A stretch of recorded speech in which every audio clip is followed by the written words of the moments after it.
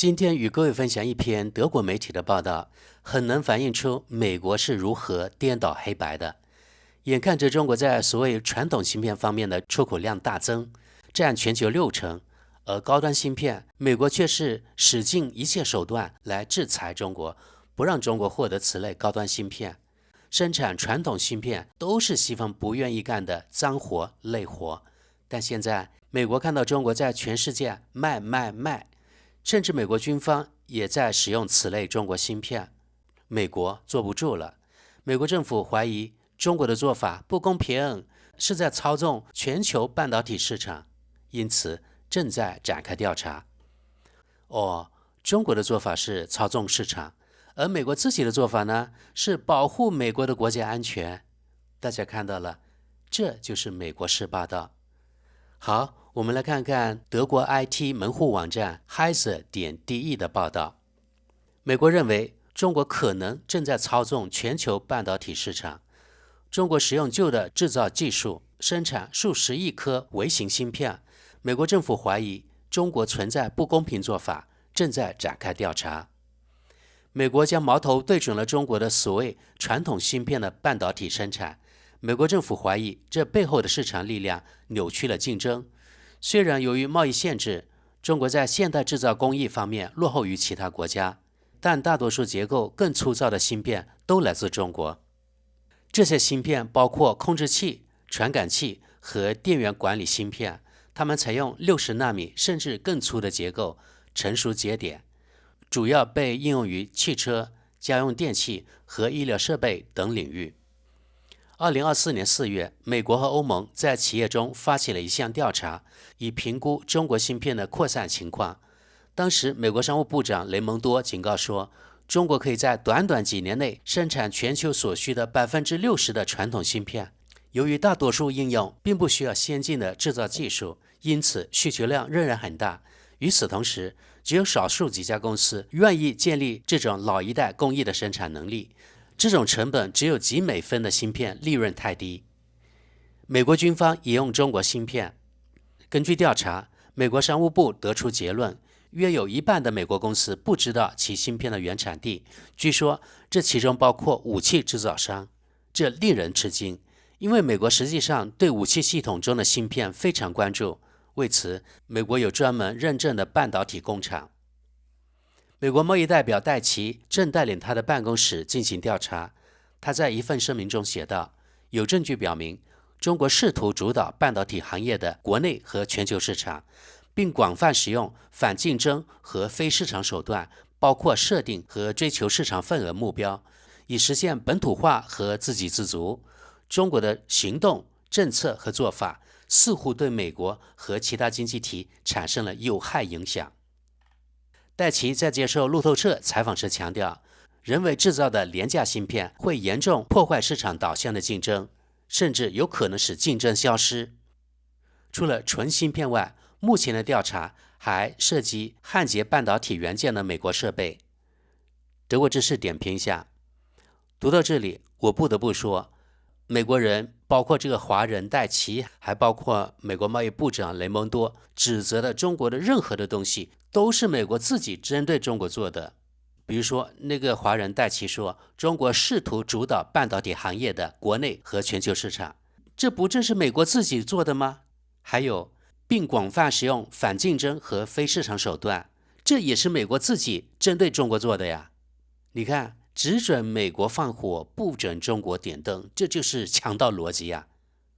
这没办法，因为目前为止，中国在一些方面确实受制于美国，所以呢，只能吞下这口恶气，没有其他办法。好，我们继续往下。拜登领导的美国政府正在启动调查，并将于2025年1月底移交给特朗普政府。第一批结果预计将在3月份公布。美国已于1月份对中国半导体征收50%的惩罚性关税，随后还可能进一步增加。阿斯麦也受益。荷兰设备制造商阿斯麦的业务数据证实，中国正在大力投资旧工艺技术的制造能力。仅2024年前3个季度，中芯国际等中国制造商就采购了价值70亿美元的光刻系统，几乎占阿斯麦总销售额的一半。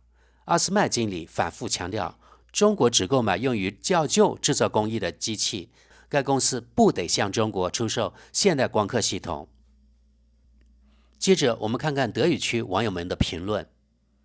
中国正试图实现芯片垄断地位，这个标题更合适。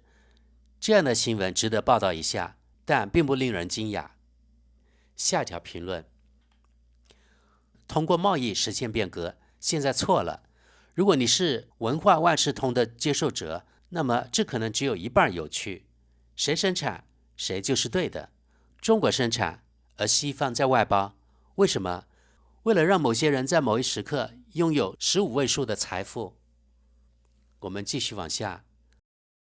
资本家甚至卖给我们，用来绞死他们的绳子。这是共产党人还是共产党人时说过的一句话。虽然中国实行一党独裁，但他们却是最聪明的资本家。在我看来，他们的优势在于政治控制资本，而不是像西方一样由大金主如马斯克控制政治。但为什么在民主制度下不可以这样呢？这值得思考。我们看跟贴。在某个时候，中国决定奉行弱势货币政策，在行政上缓冲这种政策带来的不利因素，而在其他方面则只是在拖延时间。他们依靠的是美国和欧盟宁愿毒害自己的经济，也不愿削弱货币，而他们是对的。我们继续往下看。标题让我不禁要问，产品的生产和销售不都是在操纵市场吗？按照这个逻辑，每个芯片制造商都在操纵市场，问题只是我如何表述而已。对我来说，是我自己丰富了市场，而竞争对手是在操纵市场。下条评论：中国究竟是如何赚钱的？据说中国对一切都进行补贴，扭曲市场，所有行业都是如此。但他们最终是如何赚钱的呢？补贴也需要钱呢，否则中国早就负债累累了。据我所知，与西方国家相比，中国并没有负债。相比之下，美国确实欠了中国很多债务，不是吗？好，我们看下条评论。太震惊了！美国突然发现他们的武器中可能有中国生产的芯片，多么令人吃惊啊！人们几乎会认为，几十年来对注重利润和生产外包突然成了问题。不过不用担心，50%的惩罚性关税肯定能轻松解决这个问题。当然，纯属巧合的是，美国只在中国威胁要主导市场时才指出扭曲竞争。令人印象深刻的是，当他们自己的市场份额受到威胁时，他们的道德义愤才会爆发。也许他们应该利用调查的经历，找出为什么他们一半的公司甚至不知道自己的芯片来自哪里。下一条评论：我不明白这篇文章的意思。中国正在为旧设备提供备件，而且已经没有人愿意为这些设备生产备件了。所以中国是在操纵计划中的报废。我们继续往下。美国坦克上的洗衣机处理器是中国制造的？哦，天哪！一句话浓缩了西方所有的叙事，哈哈哈。我们再往下。这是认真的指控吗？美国的制裁肆无忌惮，还以惩罚相威胁，对第三国实施制裁，这样的言论还是低调点好。除了迫使被制裁者追求自给自足，制裁的结果还能是什么？是的，中国人以充斥市场而闻名，但如果你自己玩得那么糟糕，你就不能抱怨了。美国人疯了。下条评论：现在这算什么操纵？中国人用老旧的技术生产廉价芯片，这是操纵还是什么？当然，我帮一个朋友问这个问题，呵呵。好，我们看跟贴。廉价的国家补贴的中国产品充斥市场，竞争荡然无存，中国成为唯一的供应商，这就是操纵市场。我们继续看跟贴。只要对特朗普他们不利，就请继续这样做。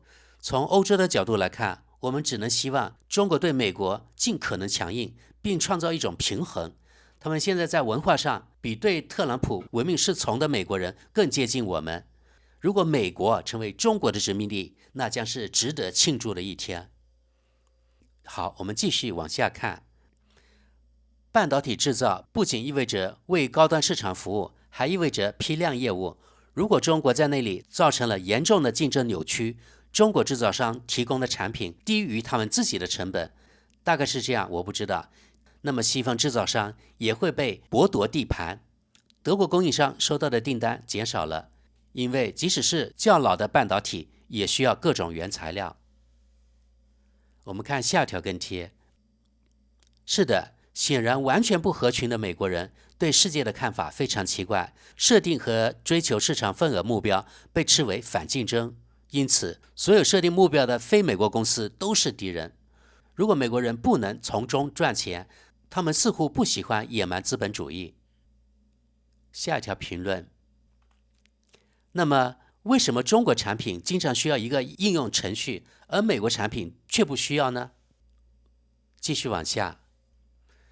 说到扭曲竞争，看看美国芯片法案，这只是华盛顿实施的众多扭曲竞争行为之一，他们称之为保护自由和美国，这对他们来说都是一回事。但是只要中国推动工业研究计划，这当然就是必须受到制裁的扭曲竞争行为。别自欺欺人了，这都是权力问题。美国人担心他们的全球霸主地位，因为他们意识到自己再也跟不上了。下条评论。精彩的语言形式，美国佬在咆哮什么？中国想要在某些垃圾领域获得市场支配力，因为美国人自己不想要它。现在这已经是犯罪行为了。为什么？因为垄断的形成。你有没有问过台积电、谷歌、微软、OpenAI 他们对垄断的看法？下条评论。垄断就是这样产生的，对所有消费者都有害。但那些现在抱怨的人应该看看自己的国家。我们继续往下看。而我一个白痴读到美国可能正在操纵，由此可见，不停特工已经在潜移默化地干扰我们的大脑了。1980年 IBM 个人电脑的电路图传到了台湾，这也纯属巧合，或者说它最终是在台湾开发出来的。我们继续往下看吧。操纵是好事，德国和世界其他国家都在忙于操纵，我们称之为补贴。对我们来说，这是自由市场经济的一种手段。仅仅因为中国人理解了这一原则，并将其付诸实践，就突然变成了操纵。问问东欧农民，他们对我们的农业补贴有何看法？也许我们应该仔细检查一下我们的整个经济体系。现在，任何一个有脑子的人都清楚，无限增长在一个有限的世界里是行不通的。例如，当今大多数经济学家都赞成合作，这应该引起我们的深思。好，我们看跟贴吧。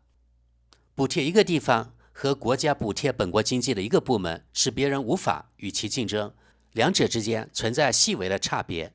这当然不是中国独有的，但在过去却产生了巨大的影响。建太阳能电池。